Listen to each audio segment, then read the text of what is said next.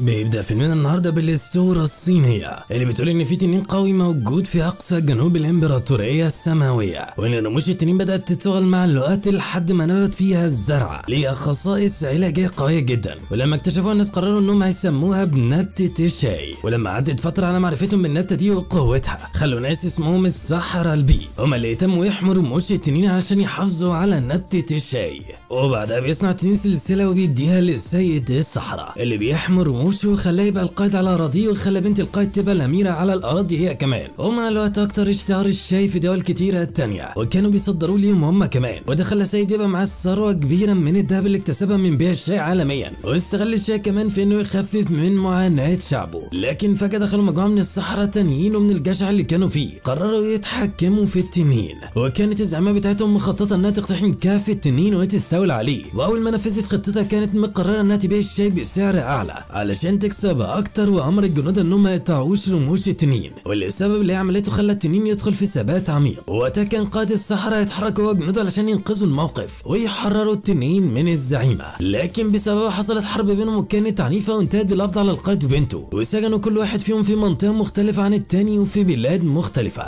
وبتنتقل بينا الاحداث للسجن اللي في برج لندن، وبنشوف معامله الحراس مع المساجين بتكون عنيفه ازاي. وبيدخل هوك اللي بيكون مأمور السجن اللي زنزانه بيكون فيها 3 مساجين واللي بيكون شكلهم خطير جدا، وده لانهم مربوطين بسلاسل في السقف. وبيبدا حراس هوك يحط لهم الاكل، وبنشوف واحد من المساجين بيكون لابس قناع علشان محدش يعرفه، وواحد شكله مجنون. لكن التالت راجل كبير في السجن وملامحه اسيويه. الراجل اللي لابس قناع بياخد اكله وبيحطه قدام الشباك اللي في الزنزانه، وبيجي غراب علشان ياكلها، لكن الراجل المقنع بيبعده بسرعه وبتوع ريشه من الغراب. وبياخد الراجل العجوز الاسيوي اول ما بيدخل طائر ابيض من الشباك بيكون مربوط في رجله رساله، فبياخدوا الراجل المقنع الرساله لكن ما بيكونش عارف يقراها، فبياخد العجوز الاسيوي علشان يقراها له، لكن بيقول له ان الرساله مكتوبه بالعكس وانهم محتاجين مرايه او ميه علشان يعرفوا يقراوها. فبياخدوا طبق الميه وبيرموا الميه اللي فيها على الارض، وبيقربوا الرساله وبيقراها الراجل المقنع، وبيكون محتوى الرساله واحد باعتها لحبيبته ايما وبيعتذر انه هرب من انجلترا لان بابا بعت حراس يقتلوه بعد ما شافهم في علاقه مع بعض. وبيقول انه صرف كل ثروته علشان يخترع عجل 5 في عربيته انه يقدر بعدها يرسم كل الخرائط باحترافيه. وبسبب اختراعه بعد ما اتشهر قرر القيصر الروسي انه يكلفه بمهمه وانه يرسم له خريطه لحدود مملكته من ناحيه اوروبا. لكن رحلته كانت صعبه جدا لانه قابل كائنات كتير غريبه وحيوانات متوحشه واللي كان هيموت بسببهم.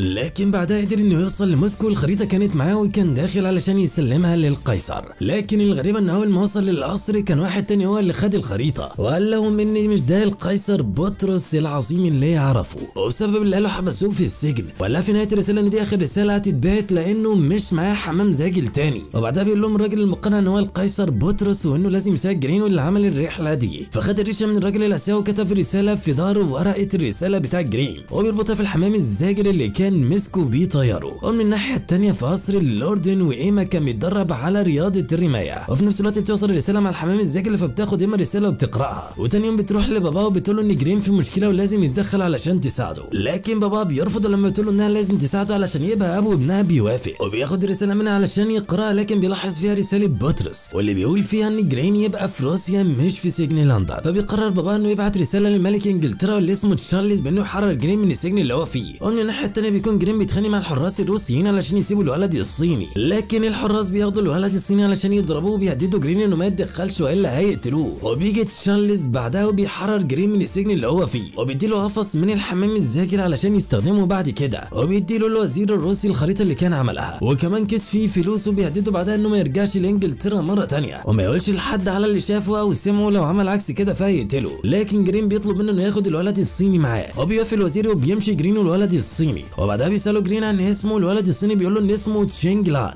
وبيقول له جرين انه هيرجع معاه الصين علشان يركب مركبه من التجار الانجليز هناك، وبيقول له تشينج انه هيرجع هو كمان الصين لكن هيركب من على سطح العربيه مش جواها. وبيوافقوا يرجعوا سوا، وهم في العربيه ماشيين في الطريق بيطلع لهم مجموعه من الناس اللي بيكونوا اسمهم قطاع طرق وبيكونوا عايزين يقتلوهم، لكن تشينج بيتقاتل معاهم بسرعه في قتال عنيف. وبيخرج من عربيه جرين طائر جني بيفضل يطير قدامهم وبيتقاتل معاهم هو كمان علشان يبعدهم عن العربيه. ولما بيهزموا المجموعه دي بيكملوا طريقهم بالعربيه العربيه، وبيقرر جرين وقتها انه ياخد الجني معاهم. وبعدها بيبعت جرين رساله لايما وبيقول لها انها لازم تستغل نفوذ باباها علشان يلاقي القيصر بطرس، لانه لما كان في القصر عرف ان في مؤامره بتحصل ضده. ولما بتقرا ايما رسالته وتتاكد ان اللي كان مكتوب في ظهر الرساله القديمه كان من القيصر بطرس الحقيقي، وبتروح بعدها تسور سجن لندن علشان تشوف بطرس، وبتطلب من الحارس انها تقابل المأمور اوك. لكن الحارس بيقول ان في قتال مع المساجين واللي بيبقى متعود يعمل كده كل فتره، فبتروح ايما وبتتفرج على اوك وهو بيتقاتل مع المساجين وهوك بيهزمهم، وبيقول لهم ان اللي هيقدر يكسبه ويطلع على السلم هيبقى حر. ولما بيسمعوا العرض اللي قاله هوك بيجي 3 مساجين اخواته بيقرروا انهم هيتقاتلوا مع هوك علشان يتحرروا. ولما بداوا النزال مع بعض كان 2 من الاخوات قدروا يمسكوا هوك، وكانوا بيقولوا لاخوهم الثالث انه يهرب ويتحرر بسرعه. لما اخوهم الثالث كان خلاص هيطلع السلم رجع تاني علشان يحرر اخواته التانيين، فبيتعجب هوك من تصرفاته وبيقرر انه هيحررهم هما ال3. وبعد كل النزاعات اللي حصلت بيروح هوك يقابل ايما واللي كانت بتشوفه كل ده من فوق، ويستعرض هوك الاسرار اللي كان عنده لايما. لكن ايما قالت له انها ما جاتش علشان تشوف تحفه الفنيه، وانها جت علشان مهمه وبس. ولما سالها هي جايه في مهمه ايه قالت له انها شاكه ان القيصر بطرس الروسي موجود في السجن عندهم، وانها عايزه تشوفه وتتاكد بنفسها. لكن هوك بيقول لها ان ده مستحيل لانهم مش بيسجنوا ملوكه وامراء عندهم، ولا كمان ان مفيش غير راجل روسي واحد هو اللي موجود عندهم. ولما طلبت انها تشوفه دخلت الزنزانه، لكن الراجل الروسي فضل يتحرك ويزعق زي المجنون قدامها، وهي طلبت من حراس الامور انهم يسيبوها لوحدها معاهم شويه. واول ما خرجوا فتحت الرساله وبدات تقراها وذكرت اسم تشينجلي، فجاي الراجل العجوز وقال ان تشينجلي بتبقى بنته وانها بتحكم المملكه هي والاميره، وطلب منها انها تسيب باب السجن مفتوح لاطول فتره. وفي وسط كلامهم لاحظت ايما ان الراجل المجنون مات، ولما نادت على هوك اتاكد من قصته قال لها باستهزاء ان الراجل ده مات من الفرحه لانه بقى له اكتر من 30 سنه ما شافش واحده ست، وطلب من الحراس انهم يخرجوا من الزنزانه، وخرج هو وايما كمان. وبعدها بشويه دخل الحراس علشان يفكوا سلاسل جثه الراجل، لكن بالغلط قطعوا سلسله الراجل العجوز، واللي بعدها استغل الفرصه وضربهم كلهم وحرر نفسه هو القيصر بطرس وخرجوا من الزنزانه. وفجاه السلم اللي كانوا المفروض ينزلوا عليه اتشال، فبيضطروا انهم ينطوا، وبعدها بيفتحوا ابواب المساجين الثانيه كلها. وبعدها بيروح سيد الصحراء المكتب المأمور اوك علشان ياخد السلسله بتاعته. ومن الناحيه الثانيه بنشوف بطرس وهو بيتقابل مع واحد من حراسه، وبتكون ايما خارجه بالعربيه بتاعتها وبتقول للسواق انه يقف على الجسر، وده علشان تسيب الباب مفتوح لاطول فتره ممكنه. وبيروح سيد الصحراء بيحاول يهرب بعد ما اخد السلسله، وبيقف شويه علشان يقطع السلسله اللي بتربطه بيه هو وبطرس. واول ما بيقطعه وقبل ما بيهرب بطرس بيروح اوك يشد السلسله اللي في ايد سيد الصحراء، وبيكون عايز يتقاتل معاه علشان ما يهربش. لكن سيد الصحراء بيدي السلسله لبطرس وبيقول له انه يهرب هو بيها ويدي السلسله دي لبنته تشينج، وان السلسله فيها السحر فهتدله على بنته بسهوله. وبيخرج بطرس بسرعه بيركب العربيه وبيهرب مع ايما، وبيسيب سيد الصحراء يتقاتل معاه، واللي بيعرف المأمور هوك انه ينتصر عليه وبيحبسه مره ثانيه. وبيروح بطرس يركب سفينه روسيه تروح للصين، لكن ايما بتكون عايزه تروح معاه فبتغري القبطان وبتضربه وبتاخد لبسه بعدها. ولما بتركب السفينه بيلاحظوا ان قبطان السفينه قزمه بيكونوا مستغربين، وبيجي بطرس في وسط السفينه وبيقول للبحارين انه يبقى القيصر بطرس الحقيقي، لكن كلهم بيستهزئوا بيه لانه لابس قناع حديدي على وشه ومحدش بيصدقه. فبتيجي ايما اللي بيكون متنكره في لبس القبطان وبتضرب بطرس لحد ما بيغمى عليه، وبتقول للبحاره انهم يحبسوه في قفص. وبعد ما بيحبسوه بيكون في عاصفه قريبه من سفينتهم، فبتطلب منهم انهم يرفعوا الرايه، لكن اول ما بيرفعوه بيلاقوا لبس ايما وبيعرفوا انها اللبس الواحده ست، فبيفتشوا المكان كله وبتنزل ايما علشان تستخبى بسرعه. لكن بتقع الطاقيه وبيبان شعرها قدامهم وبيكونوا عاوزين يقربوا منها ويعتدوا عليها، لكن هي بتخرج القيصر بطرس من القفص بسرعه علشان ينقذها وبيدخل في قتال معاهم. لكن من الناحيه الثانيه بيكون السفينه دخلت في العاصفه والقبطان القزم بيكون يستخبى، وبيطلع القيصر بطرس بسرعه بيمسك عجله القياده وبيخرج السفينه من العاصفه بصعوبه بعد ما دخل بيها بين الصخور. ولما انقذهم تاني يوم بيلاقوا القبطان القزم مستخبي في ركن في السفينه وبيحبسوه بعدها. وبعدها بيشيل القيصر القناع من على وشه وبيقول واحد من البحاره ان محدش يقدر يقود السفينه بالمهاره دي غير القيصر نفسه. ومن الناحيه الثانيه بيكون جرين وتشينجلي وصلوا للصين وبيكونوا شايفين قمه التنين من عندهم، وبيلاقوا عليها غيوم غريبه ومتحوط باسوار ضخمه غريبه. وبيلاقوا كمان ان الجنود بيضربوا المزارعين بطريقه عنيفه جدا، وبتقول لتشينج لجرين انهم لازم يساعدوا شعبها، لكن جرين بيعرضها وبيقول لها انهم هيناموا الليله دي في العربيه وتاني يوم هيسافروا لانجلترا بالميناء. لكن بيقرر تشينج لي انها تروح وتساعدهم بنفسها علشان هي الاميره الشرعيه لبلدها، وبتروح تودع جرين وهو نايم وبعدها بتمشي. ولما تعرف تعدي من الاسوار بتدخل المدينه وبتسمع الشعب وهم بيشتموا فيها لانهم مفكرين انها هي اللي بتفرض عليهم الضرايب دي كلها. والجنود اول ما بتدخل المدينه مره ثانيه بتشوفهم وهم بيعاملوا الاهالي بطريقه عنيفه جدا، وبيبداوا ياخدوا منهم الضرايب اللي بتكون عاليه جدا عليهم، لكن محدش فيهم بيكون قادر انه يعترض، وده لانهم لو اعترضوا هيلاقوا نفسهم متاخدين ان وسط اهاليهم يا اما محلاتهم متكسره من الجنود.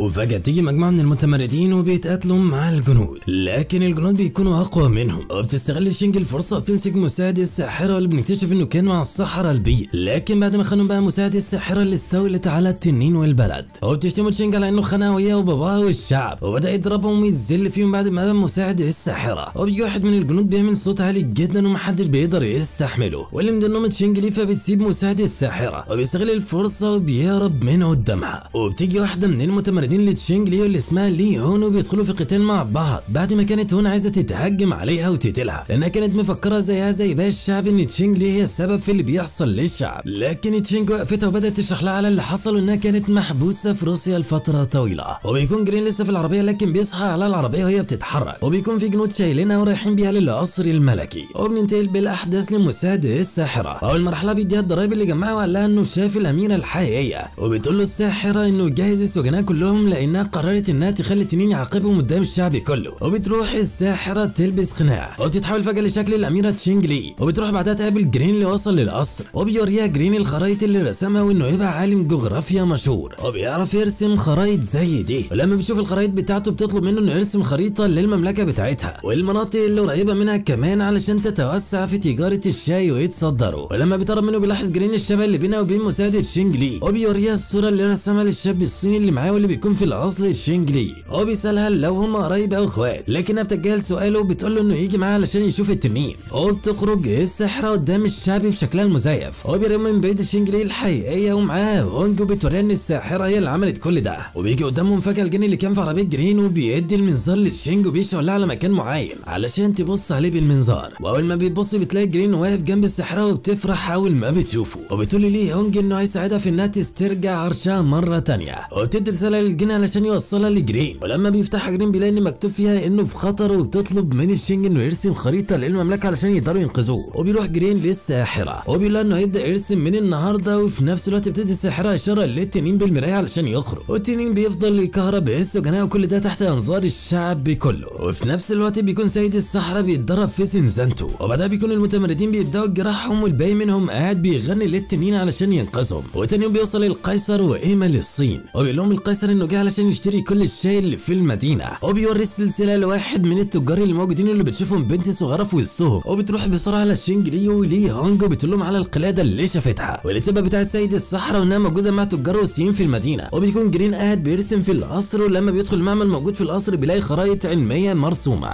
وبيعرف بعدها ان الساحره بتستخدم العلم مش السحر، وبعدها بتروح تشينج لي وسط البحاره وبتعرف تخطف القيصر وتساله على السلسله اللي كانت معاه، لكن قبل ما بيرد عليها بتيجي ايما وبترفع المسدس عليها وبتقول لها انها تسيبه، والقيصر بيقول لها انها تعرف عن نفسها الاول، ولما بتقول لهم تشينج لي على اسمها انها جت بمساعده من عالم جغرافي اسمه جرين، وبيعرف القيصر وايما انها تبقى بنت سيد الصحراء، وقبل ما يعملوا حاجه بيجوا متمردين وبيقبضوا على القيصر وايما، وفي نفس اللحظه حراس الساحره بيقبضوا على جرين لانهم عرفوا انه دخل المعمل من غير ما يقول لهم، وبتقرر الساحره انها تقتله، وده علشان تشينج لي تسلم نفسها وتاخد منها السلسله، لكن الجن بياخد الخريطه اللي كان راسمها جرين وبيروح بيها بسرعه لتشينج لي، ومن الناحيه الثانيه بيقول القيصر لتشينج لي انه كان مسجون مع باباه سيد الصحراء في سجن لندن، وانه طلب منه يديها السلسله، واول ما لبسها السلسله جه الجن واداها الخريطه، وبعدها راح الثلاثه الاخوات اللي كانوا في السجن وبقى حراس الساحره وقالوا لها انهم عرفوا ان السلسله مع القيصر الروسي، فبتأمر اتنين منهم انهم يروحوا ياخدوا السلسله منه، لكن اول ما بيوصلوا بيقابلوا تشينج لي الحقيقيه وبيستغربوا من شكلها، وبتقول لهم تشينج لي ان الساحره منتحله شخصيتها وشكلها علشان تقدر تضحك على الشعب بسهوله، وبعدها بيعمل القيصر وتشينج لي خطه علشان يعرفوا بيها يقتحموا القصر،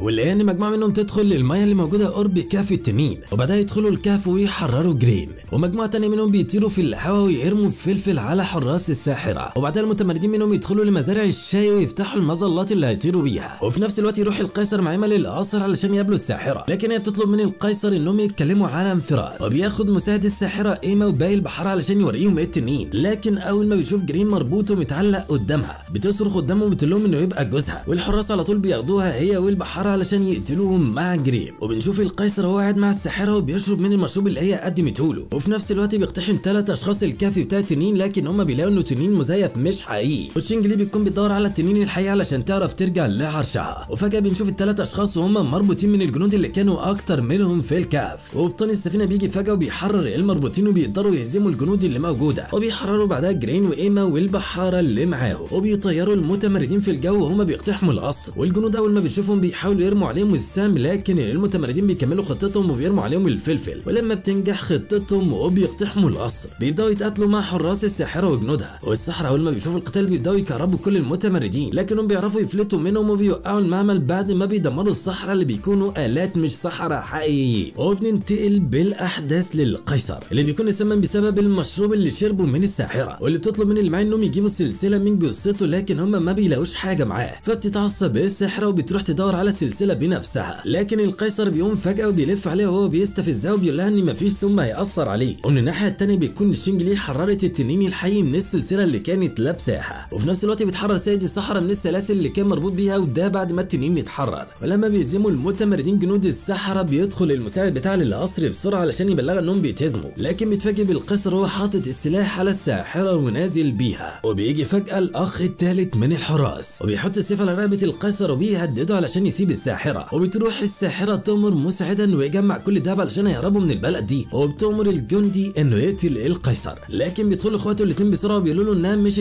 شينج لي الحقيقيه، وبتستغل الساحره الفرصه وبتقتل الجندي والمساعد بتاعه وبتهرب بعدها. وبيكون التنين بتاعها خرج وبتوع الساحره وبتقف هي وتشينج لي وبيتقاتلوا مع بعض، وبيكون الخدام اللي مع الساحره بيتدخلوا في قتالهم وبيهزموا تشينج لي وبتاخد الساحره سلسله منها وبتقتل الخدام بتوعها بعدها. وبيجي بعدها المتمردين علشان يمسكوا الساحره، لكن ما بيعرفوش مين فيهم تشينج لي الحقيقيه، وبيجي الجني وبيتعرف على تشينج لي الحقيقيه، ولما المتمردين بيعرفوا بتقتل الساحره جرين وبتشيل القناع وبيبان وشها الحقيقي وبتفضل تؤمر التنين بتاعها، لكن الجني بيجي وبيسرق السلسله منها فبتقتله وبتوع السلسله والجني، لكن الساحره وتشينج لي بيروحوا بسرعه علشان يلحقوها، لكن الساحره بتمسك بالسلسله وتشينج لي بتمسك الجني، لكن الساحره بتقع في الماء وبتموت بعدها. وبتبعت ايما رساله لباباها وبتقول له فيها انه يحرر سيد السحره من برج لندن. وبعدها بنشوف جرين مش ميت لانه وقتها السكينه كانت جت في السلسله اللي كان لابسها. وبعدها بينتهي الفيلم بسيد السحره وهو بيقول ان السلسله مش بتتحكم في التنين وان مفعولها راح خلاص، انما بمساعده التنين للناس هي اللي هتفرق اكتر بقلوبهم الطيبه. وبكده بيكون فيلمنا خلص، استنونا في فيلم جديد واكشن جديد.